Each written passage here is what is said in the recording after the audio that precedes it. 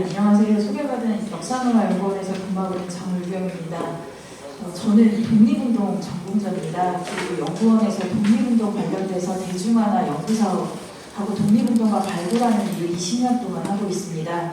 그래서 제가 오늘 토론을 기념사업회도 구성이 되어 있고 이렇게 토론회를 개최할 정도로 충분히 이 환기가 된 것 같아서 앞으로 윤영수 열사를 위해서 해야 될 일이 무엇인지를 좀 제안드리면서 도움이 됐으면 싶어서 3가지 정도 주제를 준비했습니다. 먼저 윤영수 열사와 관련돼서 말씀드리겠습니다.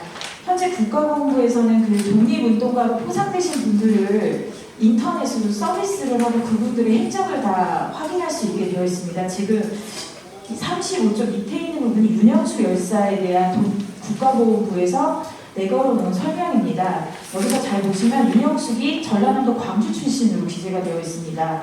또한 국가보훈부가 서술해 놓은 윤영숙 독립운동 활동에 대해서 지금 현재 성격이 상당히 낮습니다. 이거는 저도 연구자로서 정말 낮다라고 생각을 하고요. 당시 시대 상황을 고려할 때 여성이란 한계를 갖고 매우 적극적으로 독립 의지를 표출했던 독립운동가고 다른 참여자들에 비해서 일제의 탄압을 거세게 받았다는 점에서 윤영수 열사의 활동이 지금 부각되지 않아서 부모님 이 정도라는 생각이 들어서 이 부분에 대해서는 앞으로 좀 연구를 통해서 상향 조정을 하셔야 된다라는 생각이 들고요. 다음 장입니다. 성격을 상향 조정을 한다라고 했을 때 이게 단순하게 상향 조정한다는 문제보다는 상향 조절을 함으로써 집중을 받을 수 있고 여수라는 그 출신 지역에 대한 관심을 환기할 수 있습니다. 근데 이게 제가 볼 때는 이걸 상향 조절하기 위해서는 지금 현재 보훈부에서 내걸어놓은 걸 보면 윤영숙 열사에 대해서 3.1운동 활동 내용만 지금 확인을 하고 이런 합격을 내렸습니다. 근데 제가 지금 확인해보고 아까 교수님 발표하신 대로 윤영숙 열사가 이후에 계몽운동이나 교육운동에 굉장히 큰 헌신을 하셨거든요. 이 부분을 좀 집중적으로 조망을 하면 제가 볼 때는 충분히 독립장이나 애국장까지 가능해서 상향 조정이 될 수 있지 않을까 생각해서 이거는 추후에 좀 관심을 갖고 해야 되는 문제가 아닐까라고 말씀을 드리겠습니다.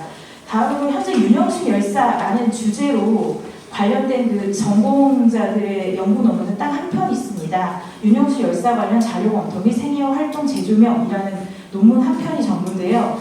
이 논문에서 저자가 윤영수 열사와 관련돼서 여러 가지 의문점을 제기해 놓은 게 지금 가장 큰 문제가 아닐까 생각을 합니다.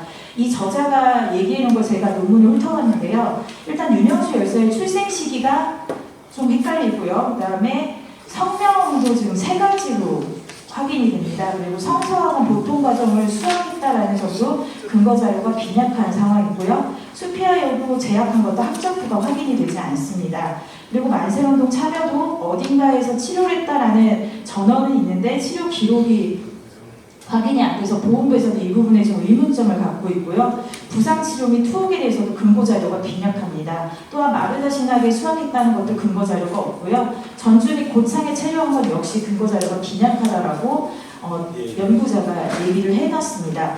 제가 볼 때 이 종합적인 문제를 봤을 때 지금 자료가 없다라는 한계점이 있습니다. 근데 일단 3.1운동에서 팔이 잘리고 눈이 이제 실명되신 거에 대해서 보훈부도 인정을 해놓은 상태거든요. 근데 이걸 인정하고도 공적이 이렇게 낮은 이유는 지금 자료가 증빙이 안 돼서입니다. 제가 볼 때는 전원, 그러니까 당시 일제강점기 사료가 없어도 그 주민이나 후손에 의해서 증언된 내용에 대해서 이걸 자료로 인정하고 있거든요. 그래서 제가 볼 때 이 부분에 초점을 맞춰서 지금 구술체록이나 녹취를 해서 이 부분을 좀 보완하는 작업이 분명히 필요하다라는 생각을 하고 있습니다. 그 다음에 지역의 대표인물이 되기 위해서는 꼭 병행돼야 되는 게 전문 연구자에 대한 학술 연구적 기반이 갖추어져 있어야 합니다. 근데 윤영수 열사에 대해서는 이 부분이 조금 빈약한 상황입니다. 이거를 제가 볼 때는 기념사업회나 시군이나 어떤 구심점을 형성해서 윤영수 열사라는 타이틀을 가지고 매년 기념 세미나를 여시는 게 제가 볼 때 가장 중요한 사항일 것 같고요. 세미나를 개최하시다 보면 전문 연구자들이 이거와 관련된 논문을 찾고 논문을 내고 자료를 찾는 작업을 분명히 합니다. 그래서 제가 볼 때 많은 연구자들, 그러니까 독립운동 연구자들이 전국에 굉장히 많습니다. 이분들을 통해서 좀 전문 연구를 하셔서 학술적인 논문이 뒷받침되신다고 하면 제가 볼 때는 앞으로 윤영수 열사에 대한 이런 아쉬운 목소리가 좀 없어지지 않을까 그렇게 생각합니다.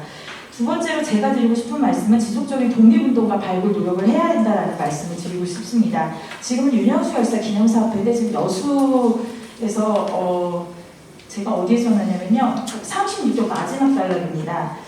충청 제가 속해 있는 충청남도에서는 3.1운동 발발 100주년을 기념해서 2019년부터 현재 5년 넘게 지속적으로 매년 2개 시군을 대상으로 그 고장 출신 독립운동가를 발굴하는 작업을 하고 있습니다. 제가 이 사업을 해서 여기에 초대를 된 것 같은데요. 그래서 저희가 지금 5년 동안 2,511명의 독립운동가를 발굴을 했습니다. 그리고 보훈부의 심사 기준에 맞는 1,461명에 대해서 저희가 공적소설을 작성해서 보훈부에 독립운동가 신청을 해놓은 상태입니다. 그런데 이 보훈부가 지금 독립운동가를 신청을 하더라도 이거를 계속 심사를 하는 게 아니고 2, 3년에 걸쳐서 한 개 시군을 하는 정도로 하고 있습니다. 그래서 저희가 지금 1,400명을 신청을 했는데 200여 명이 확정이 됐거든요. 제가 볼 때 여수 출신 독립운동가도 이런 연구를 하시는 게 어떨까. 그래서 윤영수 열사까지 함께 묶어서 훈격 상향 조정하시고 여수 출신 독립운동가 분명히 아까 발표하신 교수님께서 말씀하신 여수 출신 독립운동가 100여 명이라고 하셨거든요.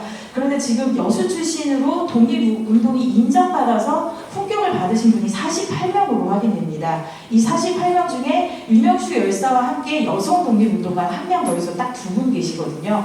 제가 볼 때 이거는 여수에서 분명히 내걸을 정도로 브랜드가 될 정도입니다. 여성 독립운동가 비율이 제가 확인을 해보니까 3.6%입니다. 그렇기 때문에 여수에서 여수 출신 여성 독립운동가가 2명이나 있다라는 점을 좀 타이틀로 내걸으셔서 여성 출신 독립운동가들이 활동한 지역, 출신 지역 이런 식으로 해서 좀 브랜드화 하시는 것도 굉장히 의미가 있을 거라는 생각이 듭니다.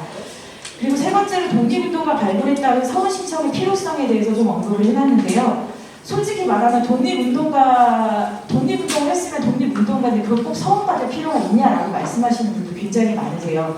그런데 전국에서 천안에 아시겠지만 독립기념관이 있습니다. 근데 전국에서 가장 많은 독립운동가로 포상받으신 분들이 경북입니다. 그래서 경북에서 이걸 기념하기 위해서 경북 독립운동 기념관이 별도로 설립되어 있습니다. 독립운동 기념관이 설립이 돼서 경북 지역은 꾸준히 독립운동과 관련된 연구라든지 홍보, 교육을 꾸준히 하고 있습니다. 저는 여수에서도 이런 것들을 분명히 하실 만한 가치가 있다고 생각해서 여수 출신 독립운동가가 100여 명이라고 하면 독립운동 내역을 밝혀서 서원 신청을 받으시는 게 후손이나 여수 출신으로서 자부심을 가질 수 있는 근거가 될 거라고 저는 확신합니다. 그래서 이런 부분들에 대해서 꾸준히 하기 위해서는 여수 출신의 독립운동가 발굴 또는 여수의 독립운동 이런 식의 어떤 연구사도 꾸준히 진행하시면 참 좋겠다라는 말씀을 마지막으로 드리겠습니다. 감사합니다. 네, 감사합니다.